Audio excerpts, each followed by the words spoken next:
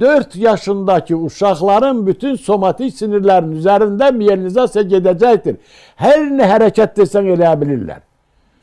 O hamısı sinirin üzərində miyelinizasiya gedirsə o ağıl deməkdir. Ha. Beyində 50 milyard neyron var.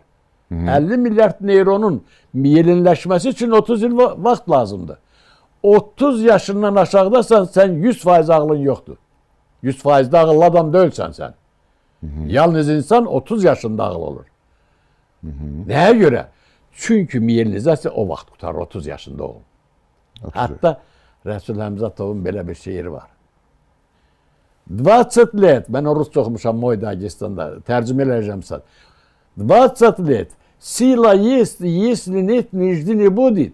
20 yaşında gücün, güven varsa var, yoksa gözleme olmayacaktır. 30 let, ума есть, если нет, ничего не будет. Miyelinizasiya ağıl deməkdir.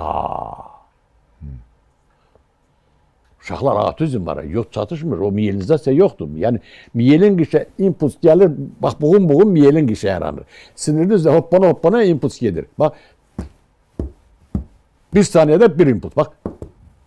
Bu ayrı bir sözdür, bir 3-3 gedənlər var, tık.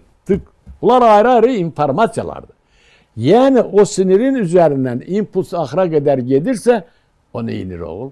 O, deməli, tam uyanır. Uşaq 4 yaşında somatika hamısının üzəri miyelin örtülüdür. Amma uşaq gərək neynəsin mütləq? Bir ayağını oraya vurur ki, görək impuls tam keçirmi? Buraya vurur ki, görək öz reflekslərini yoxluyur uşaq. Və görür ki, hər şey yerindədir, şükür Allah, ondan sonra sakitləşir və normal uşaq olur.